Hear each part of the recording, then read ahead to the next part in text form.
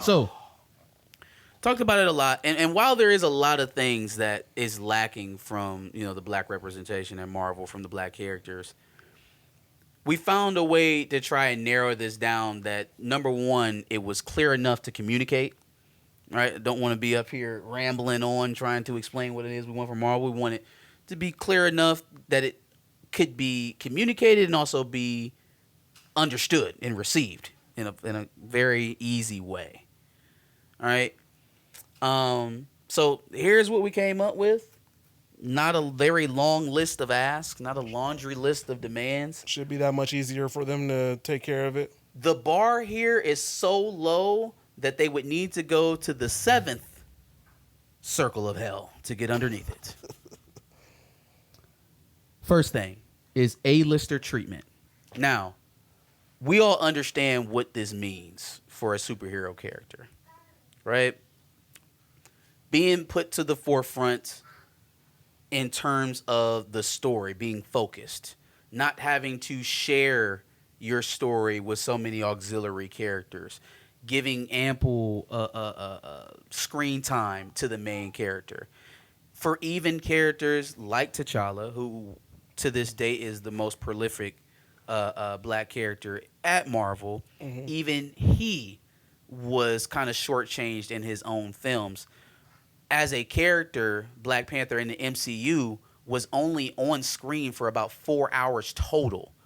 And that's covering about 6 films, 6 appearances.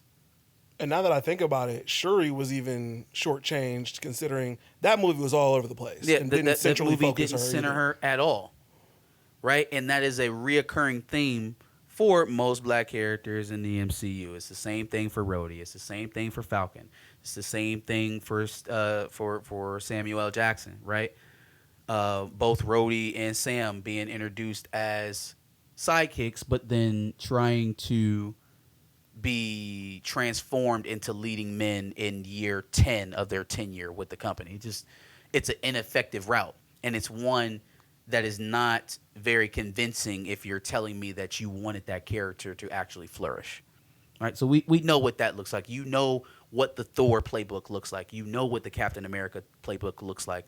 You know what a playbook for a character like who are some of the newer characters that they're pushing here? Moon Knight. Sure, even Moon Knight is a good example.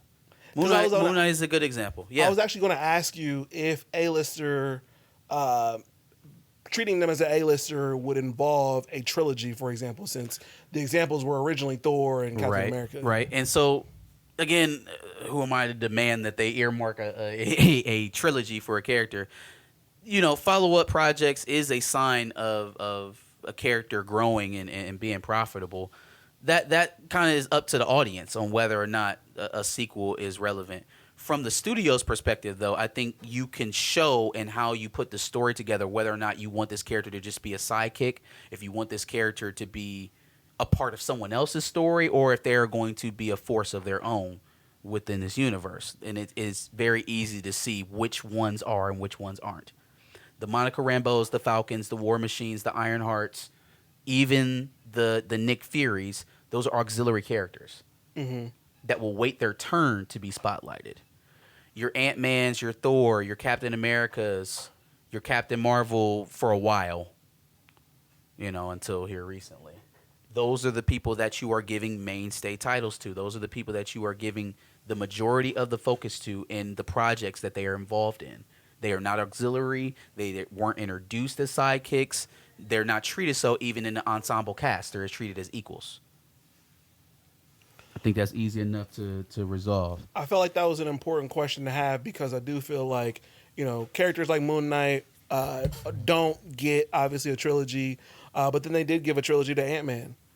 Yeah. Or they might give a trilogy to Shang-Chi because there's a sequel coming out for that. We'll see. Because even a movie like Shang-Chi, where they started out similar to how they were starting out with Black Panther, right? Alpha male character, put to the forefront of his own story, shares a bit of it with his sister, but he's still the main character, right? And had that followed up with Shang-Chi being seen in any movie, any series, anything since, and not just had his writer and director from his film snatched to make the next two Avenger movies, then yeah, I'd have absolute confidence that they have faith in Shang-Chi and they plan to perpetuate him like a main character. Mm.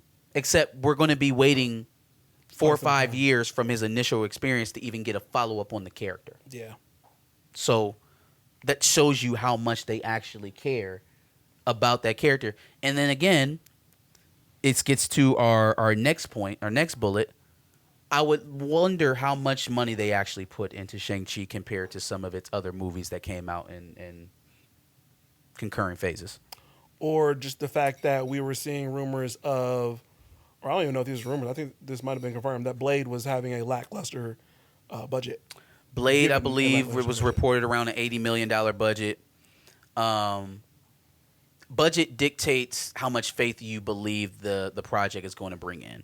If they don't believe the project is going to bring back a lot of money, that should tell you right away what they feel about that franchise, what they believe about that IP.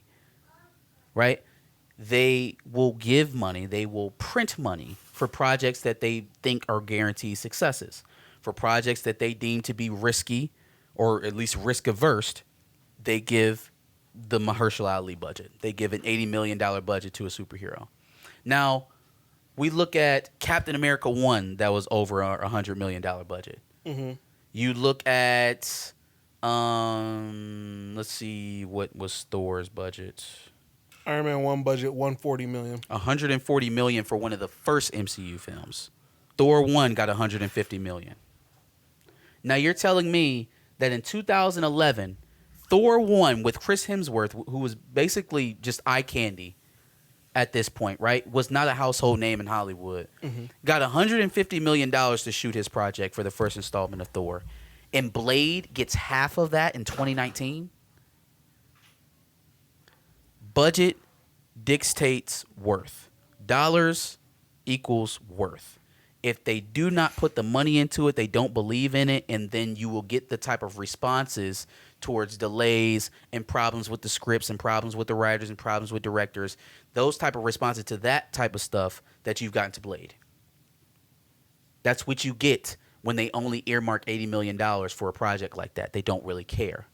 It'll get done when it gets done. They can feed you all this, oh, well, Mahershala is happy. They can feed you, oh, well, Kevin just really, really wants to get it right. If he really, really wanted to get it right, he'd double the budget. He'd hire a serious director. He'd let them write what they want to write. And there wouldn't be so many hurdles for this project to just get off the ground. Don't tell me something that you have been working on since 2019 is a priority. Budget, A-lister treatment, last one, character history. And this is probably the most important one where we suffered the most. We were just talking about Iron Man 1 in 2003, right? $100 plus million budget. Samuel L. Jackson was in the after credit scene for that movie to help start building what would eventually become the MCU. Mm-hmm. Samuel L. Jackson, again, was there at the very inception of the MCU and Iron Man 1. Why did we learn that Samuel L. Jackson's Nick Fury was married in the year 2023 in one of the most lackluster projects Marvel has ever put out? In 2023, Sam entered the fray with the Avengers and Ultron, Age of Ultron. I believe that came out in 2012 or 2013. That sounds about right. Right? We don't know anything about Sam's family until 2020? Yeah, 2020. That's when Disney Plus kicked off. Till 2020. 2021 is when Falcon and Winter Soldier came out. 2021, sorry. A whole nother decade before we find out who this man's next of kin is. We're at a similar position with Armor Wars with Rhodey, We don't know anything and about we him. don't know anything about him. Nothing. Is he married? Does he have kids? What does he do when he's not flying around in a suit? Hell, make it so bad, Rhodey hasn't even been Rhodey for the last 5 years. It's a scroll. Yeah, that's a fact. Yeah. We got to rebuild a whole new character. And this man has been with this company for a decade.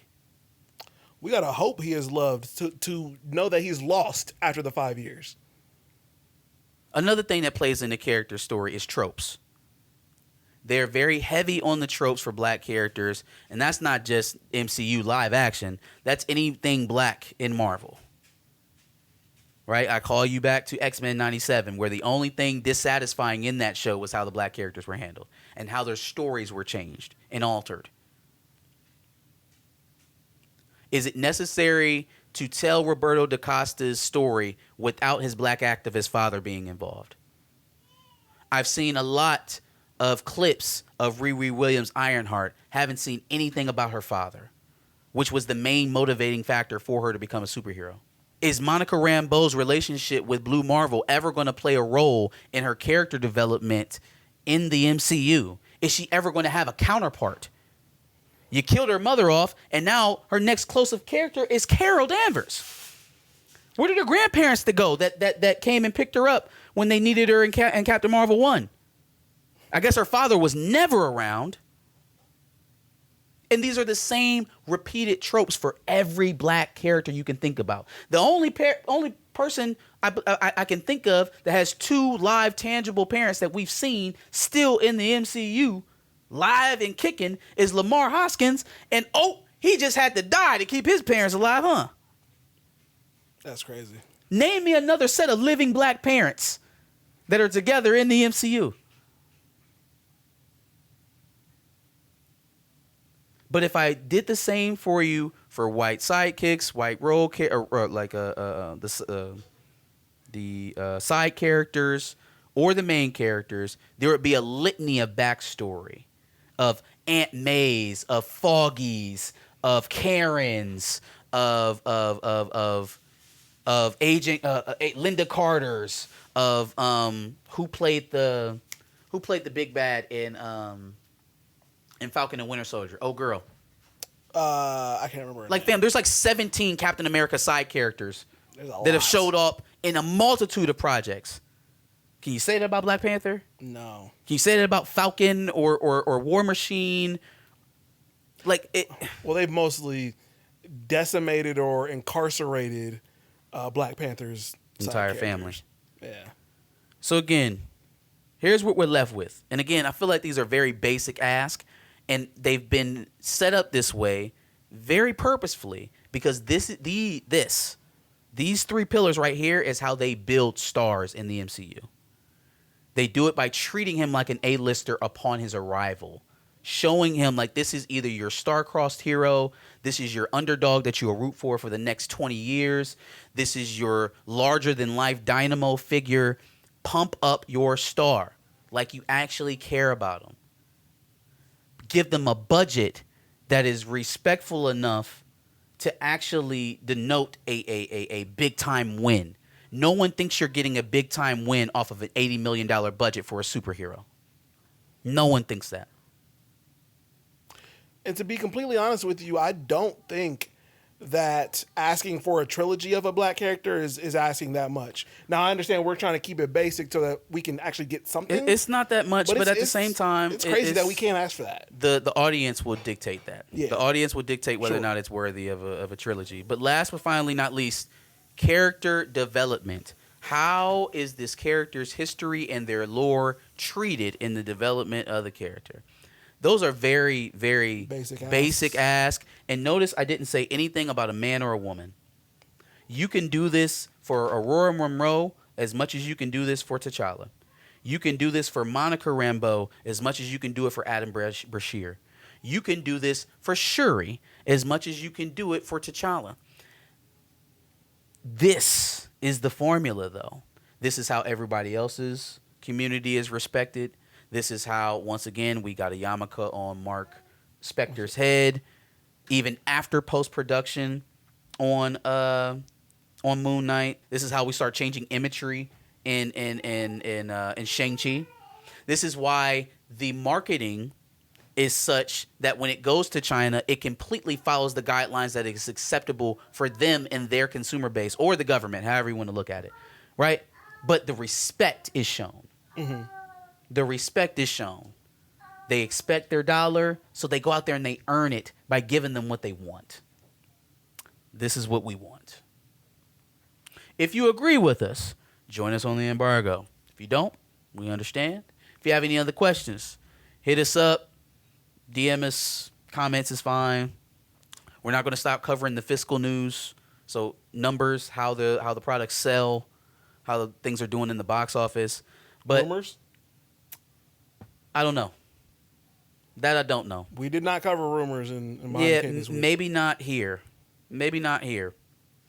Because again, the best thing that a platform can do for one of these companies is to promote their content. And when you're talking about their shows week in, week out, you're introducing it into the discussion. That is the most promotion marketing that you could do for them.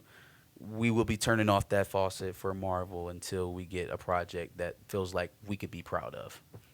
It's nice to root for the superheroes you've always grown up with, and it's nice to have those stories when they play out well. But to consistently have the stories that represent us been lackluster, underfunded, undercared for, and downright dangerous if we're talking Black Panther and Wonder Man. Still no answers as to how those two projects end up being the ones that have the biggest safety concerns. And it really egregious for Black Panther because that's a sequel. Yeah. You guys have literally already done this. This is the same cast and crew from the first movie. Facts. But I guess safety standards don't mean anything when it's a black-led project. That is it. Give us your thoughts on everything. The Behind the Cape, Dubs and L's.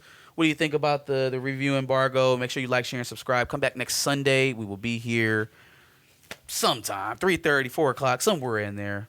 Facts. But if you're a first-time viewer, we appreciate you. Make sure you subscribe. Come back and see us next weekend.